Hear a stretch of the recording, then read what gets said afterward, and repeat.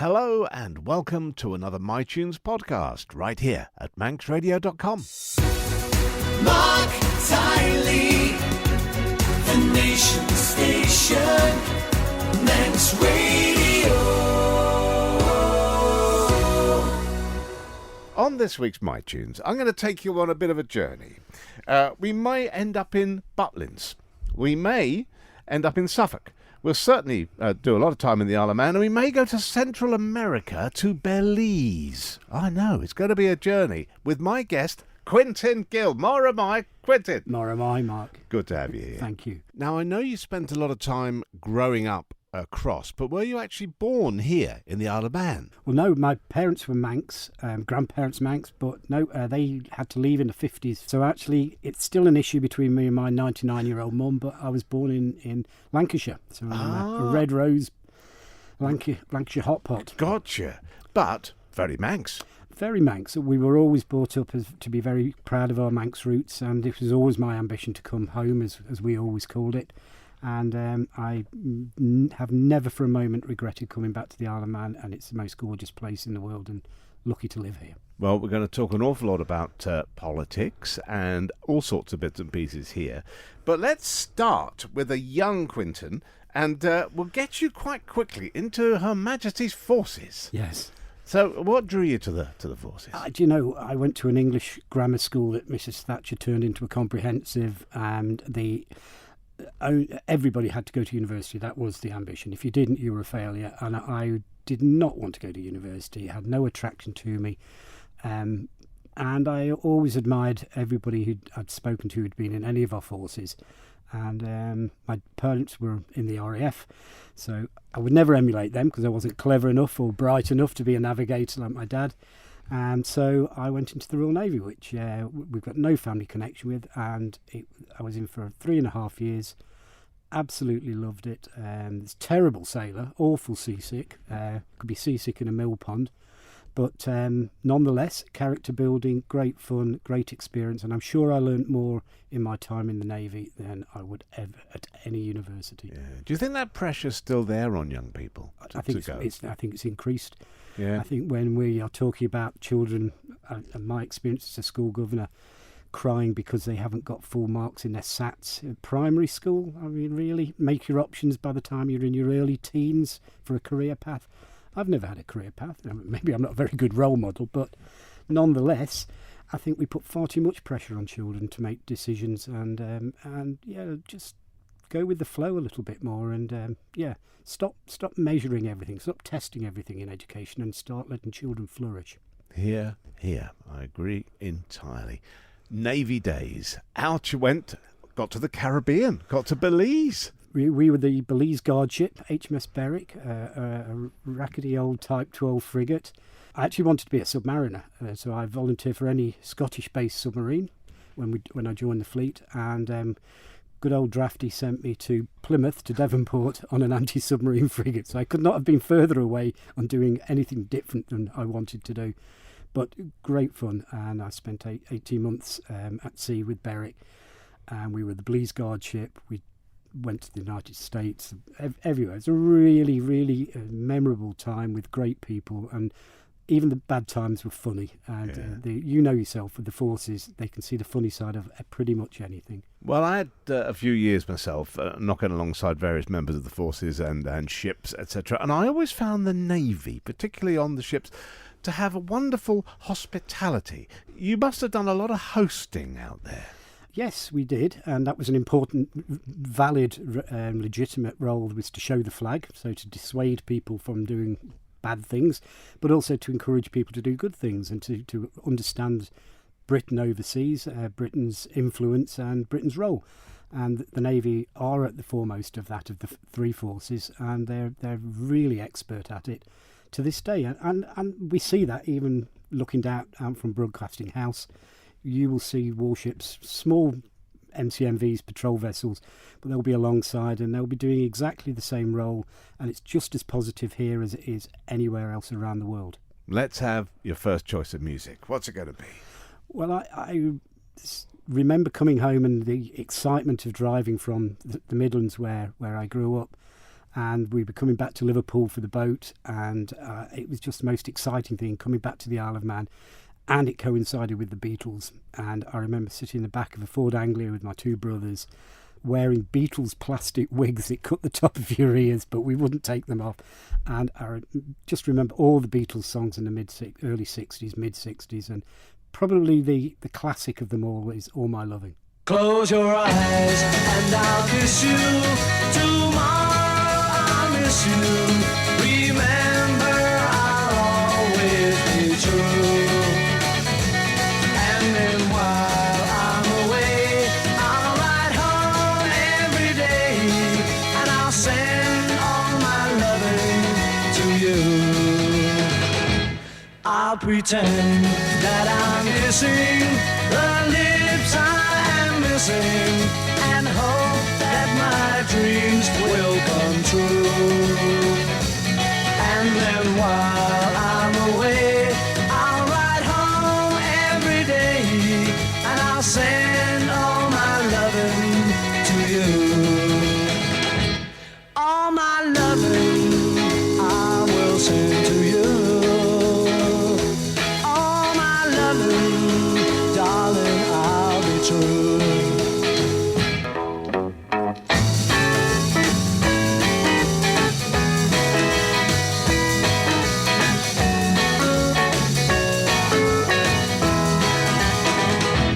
Close your eyes and I'll kiss you.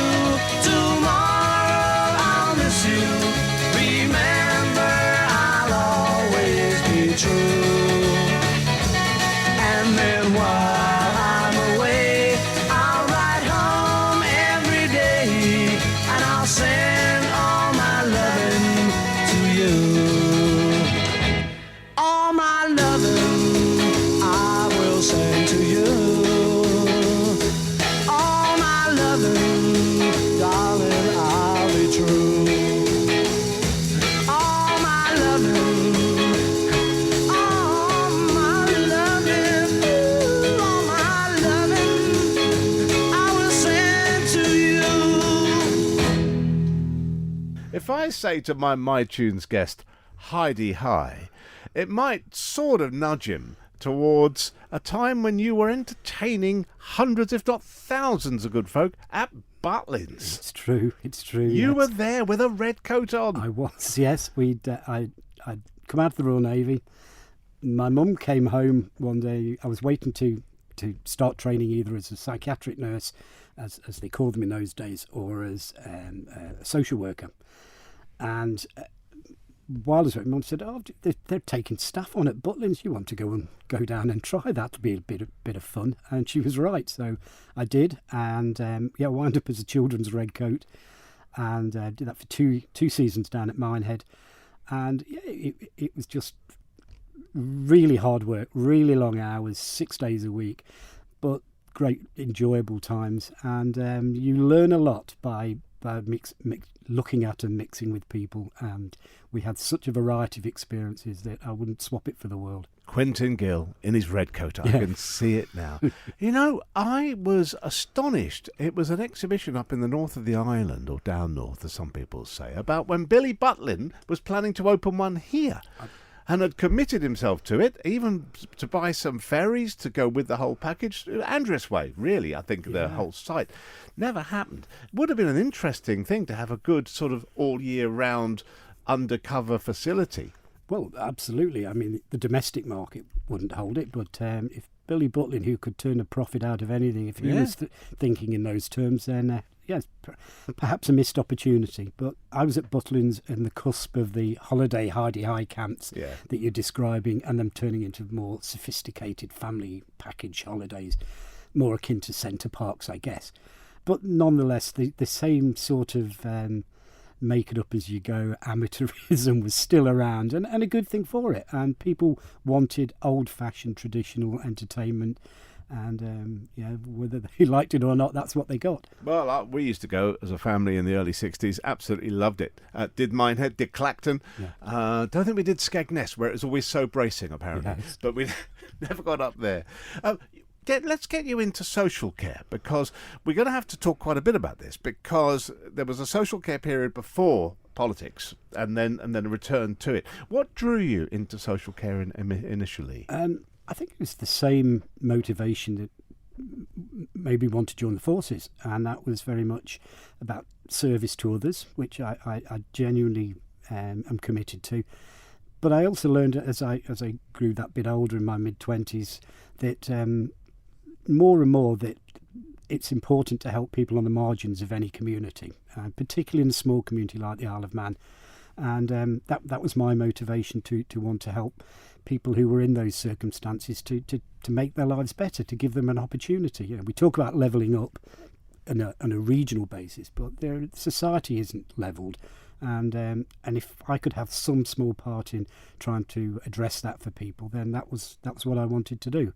And that's why I became a probation officer as a qualified social worker, and did various other qualifications to enhance that practice. And you started that in England?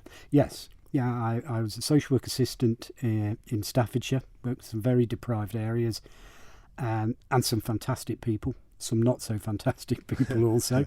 Yeah. Went to college in Suffolk, you mentioned, I think yesterday. But I was very fortunate after the break in the middle of the course to be seconded to the Isle of Man, which made a fantastic difference to my, by then, young family, 2 young daughters, preschool age. And so the Isle of Man government was extremely helpful to me, and I owe a deep debt of gratitude. And I came back as a probation officer and started my career in social work and the probation service, and thoroughly enjoyed it. Let's have today's piece of music. What are we going to have? As you know, because we were talking off air about the Live at Home charity annual Elvis competition. Oh, yeah, I'm so sorry I couldn't get there. The idea of having all those Elvises under one roof is delightful. It really is a cheesy, fun night. In this year, 5 men, we've had females before, we've also... and Ross Bailey won, so 5 Elvises. Ross Bailey was the winning Elvis tribute competitor. 2 Colonel Parkers and a cheap bar in the Legion. I mean, what can go wrong with Perfect. that? Yes. And probably my favourite Elvis song is Always on My Mind, which I just think is such a bittersweet song. It's one of those songs you think, I could have written that, but you never have, Quintin. No. I'll tell you what, we won't take one of the impersonators, we'll take the real thing. Yes. Okay. Maybe I didn't treat you quite as good as I should have. Maybe I didn't love you quite as often as I could have. Little things I should have said and done, I just never took the time. You were always on my mind. You were always on my mind. Maybe I didn't hold you all those lonely, lonely times. And I guess I never told you I'm so happy that you're mine. If I made you feel second best, girl, I'm so sorry I was blind.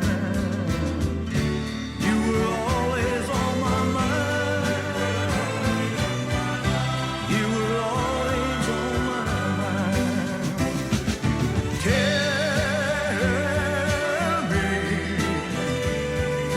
Tell me that your sweet love hasn't died.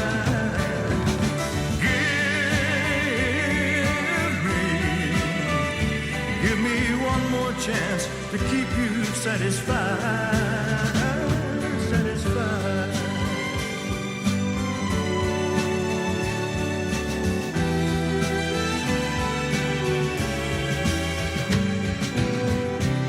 Little things I should have said and done, I just never took the time.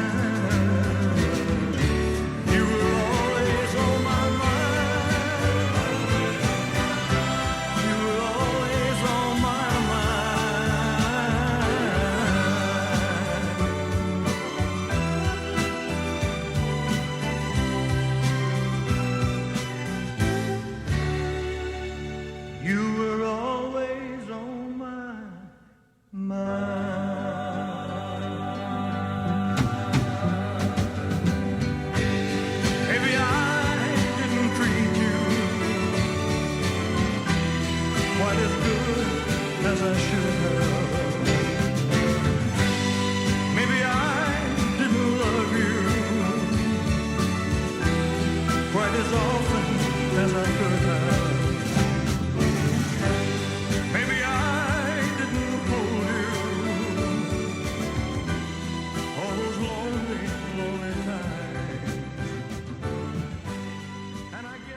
My guest this week on MiTunes is Quintin Gill. If I was interviewing him about 10 or 12 years ago, maybe a bit more, I'd be calling him Quintin Gill, MHK, because you stood and in Russian, and you got in not once but twice, 2 terms of office. Yeah.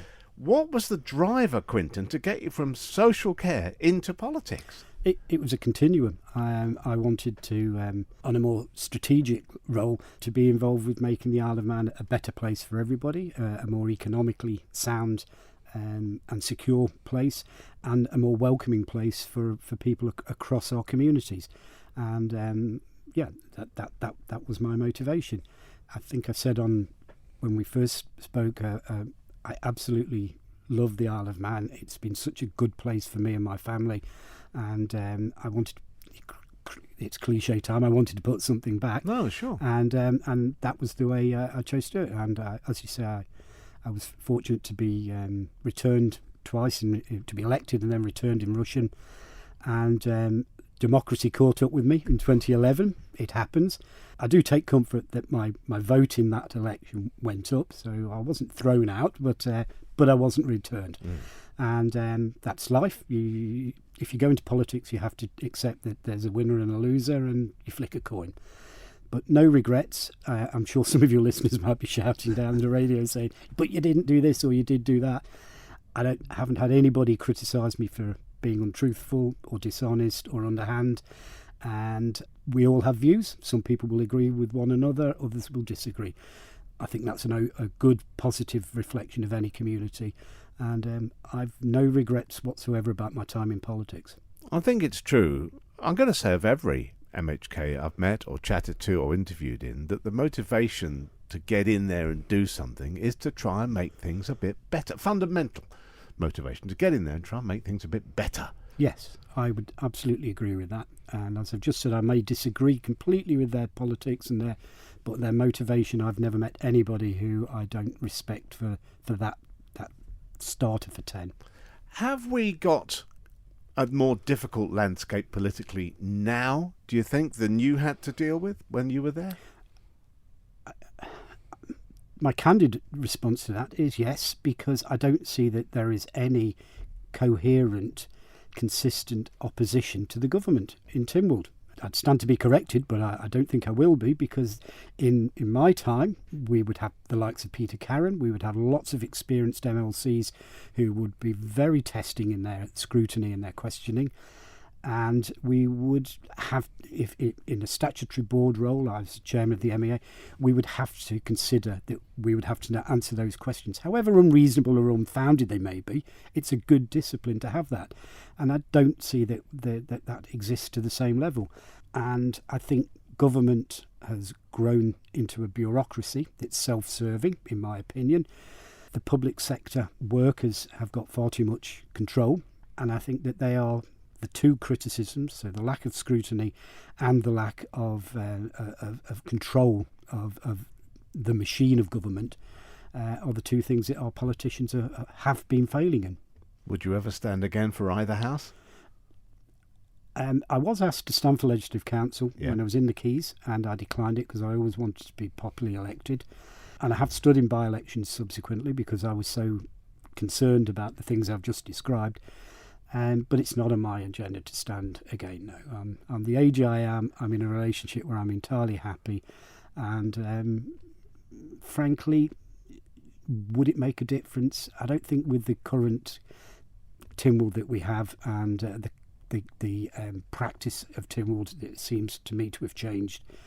I don't think it would make a positive difference, so it's not for me. I find that sad that you have to say that. Well, I'm being candid. Yeah. I'm sad to say it, we have many positive things. We have some great people in Tynwald, and I'm not being critical of individuals, but I think as a corporate body, they've become subservient to the public sector, or scared even sometimes of upsetting them, and politically there's no scrutiny of any consistent, coherent nature. And I think we're all worse off for that. Let us turn our attention to something warming. California sun. Wouldn't Yes. that be nice? As we- On the day we're recording this, it's blowing a hoolie out there, but it would be nice. Talk me through this track, Quintin. Well, it's basically an example track of 60s raw pop music. It's obviously it's the Rivieras, so California band, and it just evokes the whole sunshine, early pop explosion of the early 60s.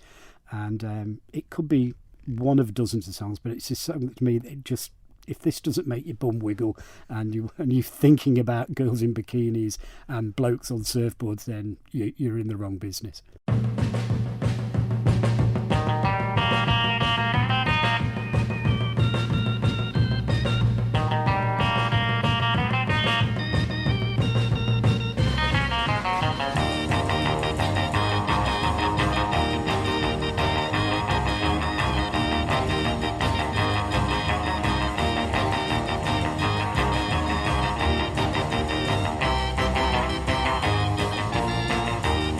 Well, I'm going out of west where I belong, where the days are short and the nights are long, where they walk and I walk, they twist and I'll twist, they shimmy and I'll shimmy, they fly and I'll fly.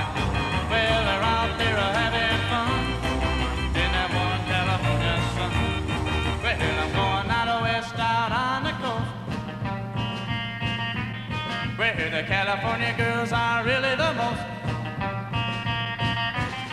where they walk and I'll walk, they twist and I'll twist, they shimmy and I'll shimmy, they fly and I'll fly. Well, they're out there having fun in that one California sun.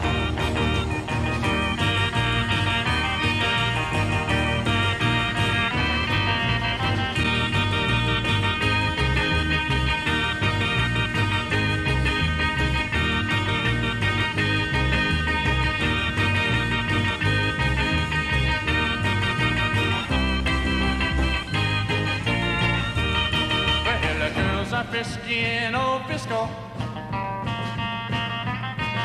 a pretty little chick wherever you go.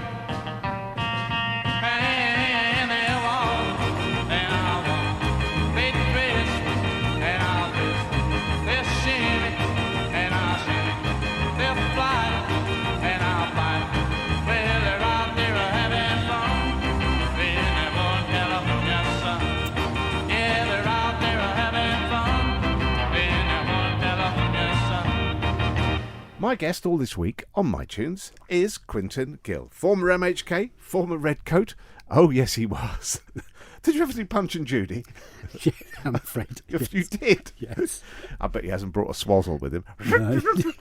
Wonderful. And in the Royal Navy, all over the world. Absolutely great to have you with us.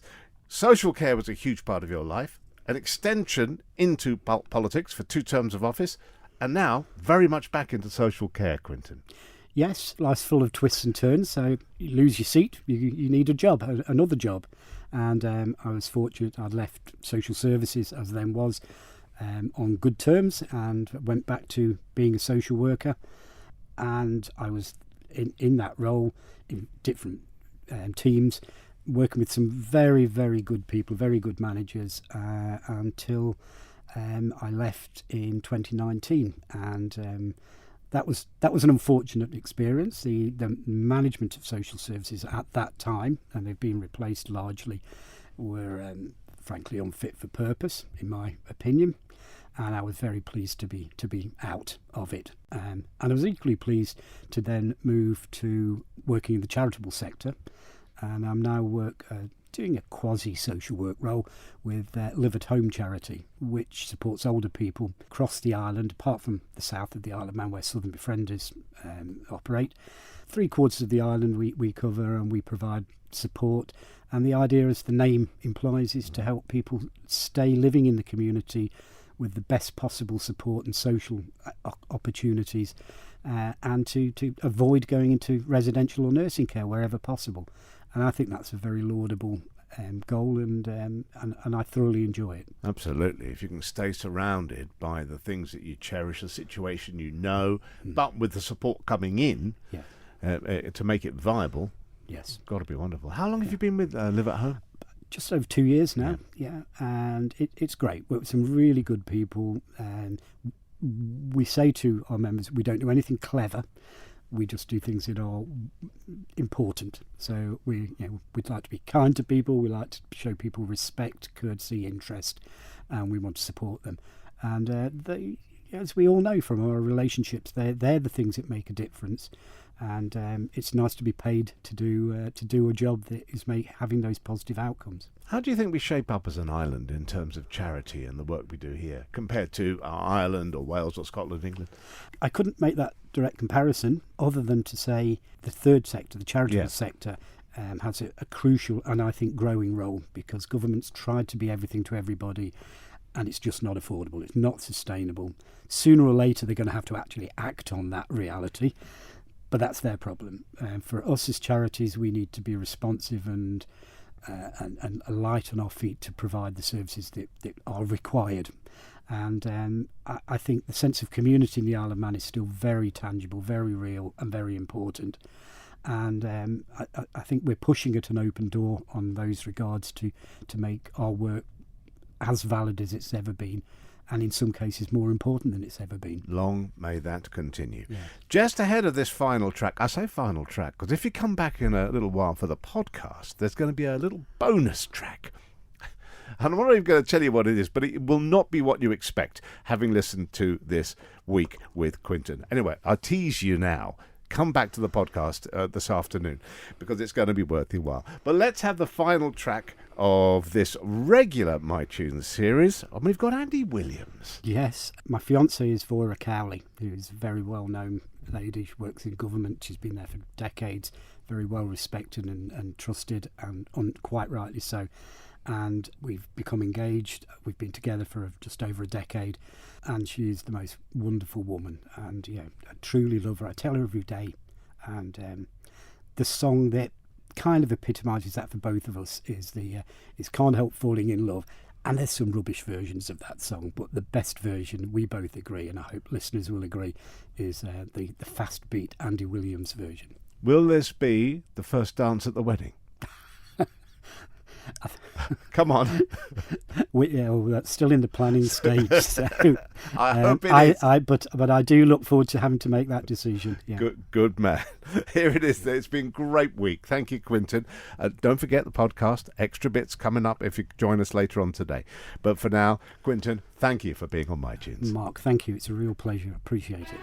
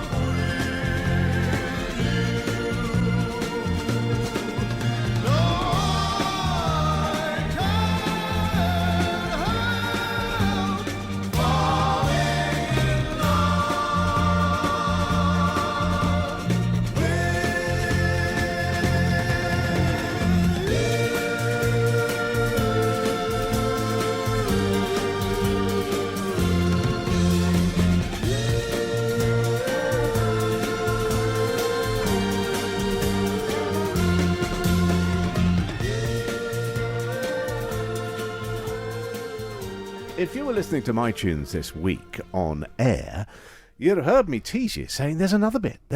Well, here is the other bit, because Quintin, he put down a couple of extra choices, well, one in particular. And I said, we've got to go to 5 songs, Quintin. What on earth has drawn you to the theme from Z Cars, apart from maybe Everton Football Club, which we could talk about? But is that the sole reason? It is the soundtrack of my life. Is the most memorable listening I have of music.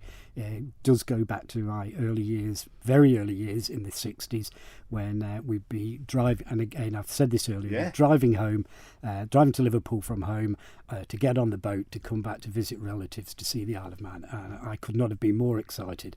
And I remember listening to the Beatles, but I also remember as we drove past Bleak Leak, and suddenly the transistor radio that I sat between my 2 brothers in the back of the car, turning around to keep the signal, was blasting out this theme song from Z Cars, with Police Series. It's just come on telly, and I just thought it was the most exciting song. And then, of course, it's the Everton run-on song. And as a proud and bitter Evertonian, those two go together very well. They proud do, and yeah. bitter. And it probably does me no credit to have my 3 daughters, Laura, Emma, and Alison. I've subjected them all to Goodison, and I hope they've enjoyed it. They can't say they have, and they can't humour me by saying they support Everton, and long may that last. I think the new stadium's coming on. By the look of what I last saw, very impressive. It's the necessary investment for any football club, and of course I hope it goes well for at least one of the sides in Liverpool. Well, let's hear it. I'm amazed that you heard it on the radio, but of course it was played a lot, wasn't it? Yeah, it was a top 10 hit, Yeah. a hit parade hit, as they would say in those days. Yeah. For Johnny Keating. Johnny Keating, Z Cars theme. Quintin, thank you again. My pleasure. Thank you. Been a cracking week. Very kind.